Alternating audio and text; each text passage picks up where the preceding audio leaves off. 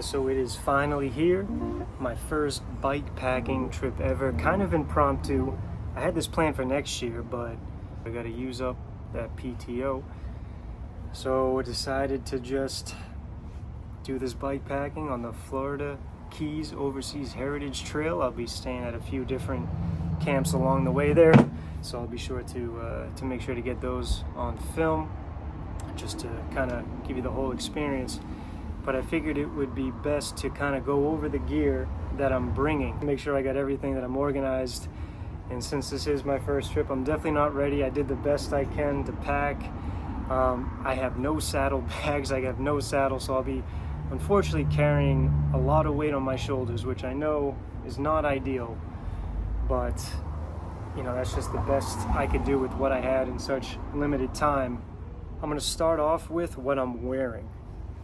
For pretty much every single day, I'll be wearing this nice light, kind of long sleeve, very bright, highly visible, so cars can see me on the highway.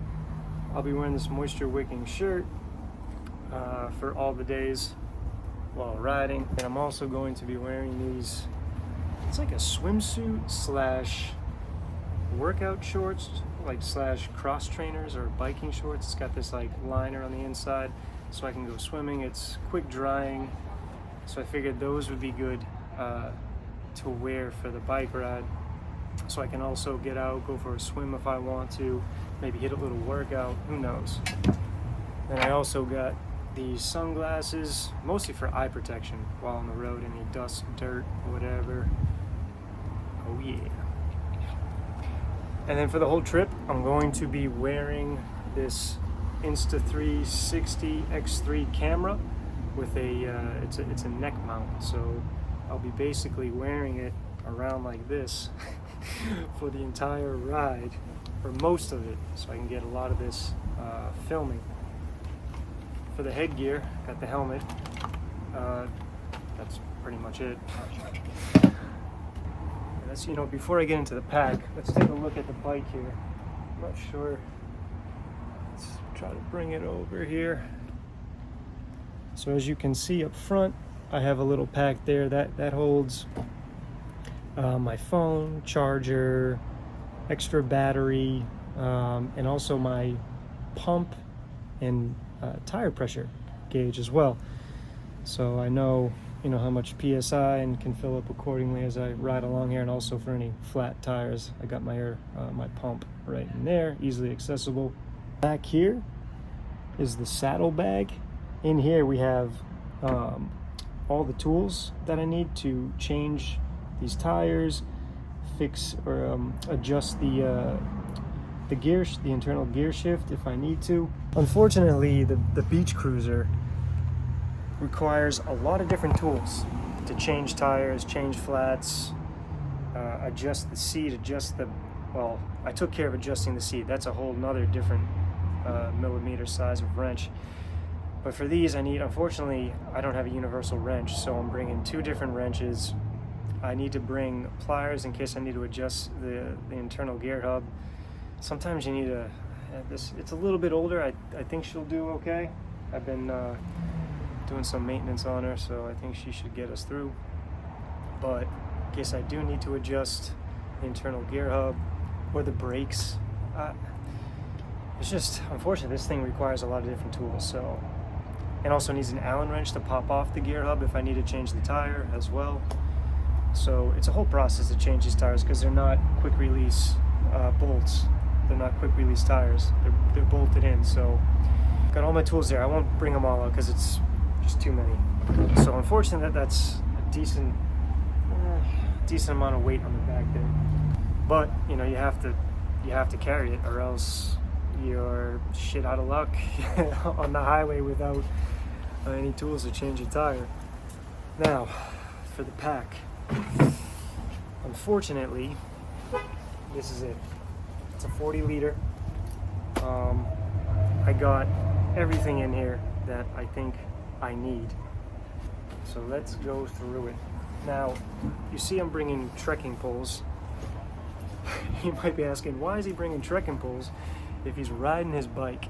Well, unfortunately, my tent requires poles to set it up, and I don't have any like sticks or tent poles, so I unfortunately have to bring these trekking poles, which they're pretty lightweight. They pack in nice, so I think I'm okay with that there. So I got these, so I got 2 of those.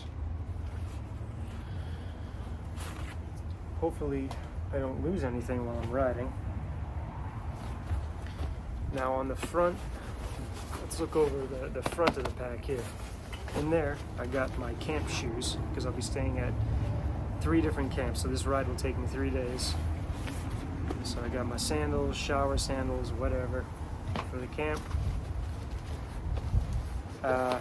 In the front pocket, I have my spare tubes. I'm bringing 3, probably overkill here, but I know these beach cruiser tires pretty well, and they tend to go flat quite a bit. So I'm bringing 3 to start off with. There's a bunch of bike shops, hardware shops along the way in case I need anything. So starting off with that. And then I just have like a plastic bag for something, and then also like a folding camp spoon in case I need that to eat. What else is in here? Okay, and that's it for the front pocket. Now let's look inside the pack. I have tent stakes. Now because these campgrounds are gravel, I also have gravel tent stakes in here too, because I'm still relatively new to backpacking, so I'm not sure if the Groundhog Minis would work. So I kind of have both. I have 4 Groundhog Minis because I know that's how much the tent at the bare minimum needs 4 stakes. So I have 4 of those, and I'm also testing out these gravel stakes, which are considerably heavier. So unfortunately, there's a decent amount of weight there, because I don't know. I've never tested the Groundhog Minis if they go into gravel. So we'll find out. See how well those work for us. So I don't know. I've never tried putting stakes into gravel, so I'm assuming you need some type of hammer, because you just can't push it into gravel. It won't go in. So you either need to find a rock or use some type of hammer. I was really debating whether or not to bring this hammer to hammer in the stakes into the gravel. I'm assuming I can find a rock there, but I'm gonna bring this just in case, and if I don't need it, I'll probably just toss it, because this was pretty cheap, and honestly I could care less. I don't know, maybe I'll keep it, because it does work good as like a ice or an axe pick, as you can see it's pretty sharp, so maybe I'll keep it. I don't know, we'll see how that goes, but I know people usually use rocks so you can eliminate the weight of this, but we'll see. Next, I just have my toiletries on this little thing: toothpaste, toothbrush, Gold Bond, powder, some toilet paper, some coconut oil, for the skin. Got to keep myself hydrated, lubricated, and maybe just some like tape in there too. All right, next we have camp clothes. I usually don't like to sleep in the sweaty clothes that I wear during the day, so I usually like to bring some nice like a cotton t-shirt, and I got cotton shorts in here somewhere. So I got a t-shirt, I got cotton shorts in here. I know you're saying cotton, they get wet, but I'm keeping it in a dry sack here, or a trash bag, while I'm riding. But again, this is only for nighttime, evening wear, sleep wear, not heavy at all. And then I got a long sleeve shirt. Really debating whether or not to bring this, since it's so freaking warm in the Keys. It's going to be great weather. It's going to be about 80 degrees, 80, 85 during the day, about 80 at night. So I'm assuming, I don't know, sometimes it does get randomly cool by the water. So really debating whether or not to bring it. Maybe I'll bring it just in case. It's already packed. Oh yeah, here are my cotton shorts for sleeping.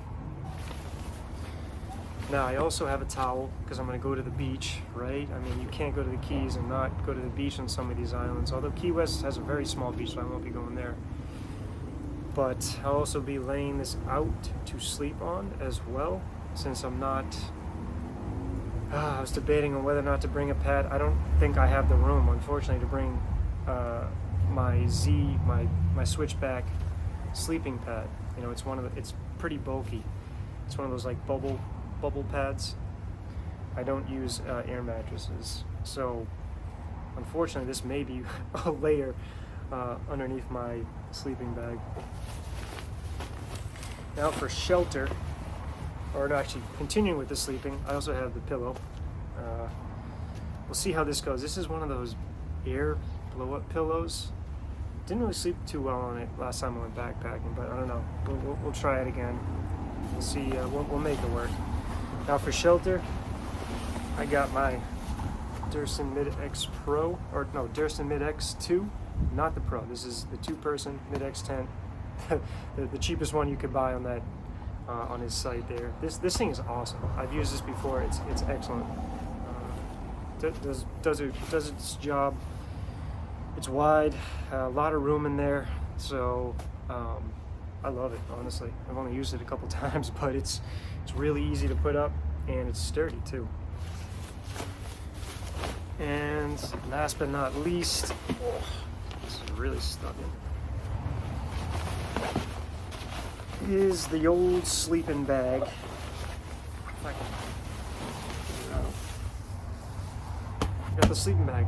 So this will be the top layer of everything that I'm sleeping on. Oh, I forgot one more thing. Ground sheet. Since it's gravel, I thought it would be smart to have a ground sheet. I think you should use a ground sheet in general, even though for the Durston you don't need one. But you know, to prolong the life, extend the life of your tent, so you don't get any holes in there, you probably want to use a ground sheet. So for sleeping, it's going to be interesting. I actually don't mind sleeping on really hard surfaces because I feel like it's kind of a form of self-myofascial release. I don't think people realize that, because when you sleep on a non-firm surface, right, your body kind of creeps, like crunches up a little bit, right? Whereas a flat surface, it kind of stretches out. So personally, actually, I don't mind sleeping on a flat surface. I've done it many a times before, but with the gravel, I'm not sure. So that's why I'm doing the ground sheet, and then I got the tent, like, you know, the layer inside the tent, and then once my towel dries off, I'll put the towel right on top of that. So that's 3 layers, 3 very thin layers, and then the sleeping bag. I don't know. We'll see. We'll see how that works out. Because the pad is just too bulky. The pad is fine for when I go hiking, when I go walk, you know, because when you walk, there's not too much wind or anything, but, you know, riding on these highways, I didn't really have, unfortunately, enough room. I was thinking about strapping it to the handlebar, but I forgot straps. It's just too bulky, unfortunately, for bike packing. So yeah, so that's it. I know y'all are, all y'all that are experienced are probably like, what the hell is this kid doing? Yeah, this is gonna be a little crazy, especially with so much weight on my bag. Although I tested it out. It's not too bad, but yeah, my shoulders will probably be chafing and hurting. But you know, I just don't have, unfortunately, I don't have the bike saddle apparatus here. I'm working with the Electra Lux 3i beach cruiser. So that's the other thing too. You guys probably think I'm crazy driving a beach cruiser all the way 108 miles. So I don't think I've seen anyone else on YouTube do it before, which is why, of course, I'm doing it. But plus, this is the only bike I have. I know the bike really well. I know how to change the tires. I know how to fix everything on it, and I'm comfortable riding it. So I just know it really well. Whereas if I were to rent a bike, like a road bike, I don't really know it too well. So that was the other reason why I decided to just kind of use my own. So that's it. That's all the gear I'm bringing. Notice I'm not bringing any food. There's probably a grocery store, a restaurant, or a gas station like every 2-3 miles. I don't even know, but there's quite a bit along this route. So I'm only bringing a water bottle, and that's it. I'm gonna eat off the land. I'm gonna eat at the establishments along the way. I won't be carrying any food except for maybe if I go to the grocery store and decide to buy something and bring it to camp. So I'll either be eating at restaurants, or I'll bring something light and easy to camp, you know, bike it about a mile holding it, or somehow stuff it in this bag. I think I got enough room in case I do need to put food in there. So that's it. Wish me luck. We'll see. Wanted to make this video before so I can see, you know, what I use, what I don't use, so then I can look back afterwards to see, you know, if in fact this was the right amount of equipment and things to bring. So this is an experiment. Let's see what happens. All right, guys, so before I head down to the Keys for my ride, I had to stop and pick up a car rental. I decided to go with a minivan to fit my bike, and I was unsure, but as you can see, it definitely fits it with room to spare, which this turned out great. That's a full-size adult beach cruiser, 26-inch rims. I was a little concerned if the handlebars and wheels would fit in without having to disassemble it, but as you can see, it fits perfectly. Actually, I think I had to turn the wheel a little bit, but fit right in there. I was on the fence on whether or not to go with the minivan or rent a pickup truck, but I was not sure if the bed of the pickup truck would fit my beach cruiser without having to disassemble it.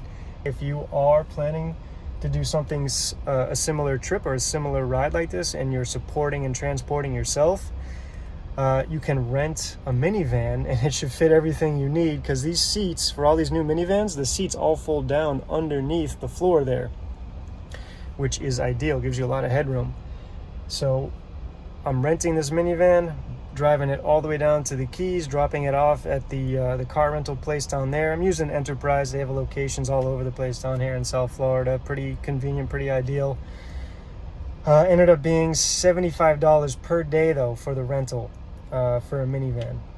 So driving it down there, I just rent it for one day, drive it down there, drop it off, and then I'm gonna ride my bike from Key West all the way back up to Key Largo, where I'll pick up another minivan rental and then drive it back home to where I live. So that is the strategy as of now, and so far I think that was the right choice, was taking a minivan, because, you know, a lot of room, was able to fit the bike in no problem, with no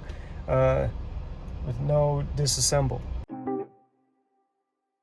All right, guys, I'm gonna try to make this quick, because this was a long day of preparation for the Florida Keys Overseas Heritage Trail. This is day 0. Got all my prep done. Got the car rental, picked up the minivan, which you saw earlier. In hindsight, I think a truck would have been fine. Probably would have made it fit, but I did need straps, so I didn't have straps to tie it on the bike. So if you do rent a truck rental, don't forget like a bungee cord or something to kind of strap your bike down. But if not, the minivan should work with plenty of extra room. Had to run to the store, pick up a few extra things. Got the bike storage bags that I ordered today, so I was able to test those out, put my tools in it, you know, put a few additional, I think I had like battery chargers in another bag, so tested out the weight there. Everything felt good, secured. Rode the bike around the neighborhood just to make sure everything felt okay and the bike reacted okay, so I think we're good there. Cleaned and greased the bike chain, so hopefully we should be good there. Put on a brand new bike chain as well not too long ago, so hopefully that holds up. I do have an extra bike chain that I'm bringing just in case. It's added weight, but I don't know. I'm just over prepared, or I think I'm bringing too much stuff, but I don't know. It's 100 miles in a beach cruiser, so I don't know. Got 3 extra spare tires, got all my tools to change a flat, so we'll see how it goes. Did a gear checklist review just to help myself stay organized. So it'll be interesting to see the before and after, to see what I actually needed and what I didn't.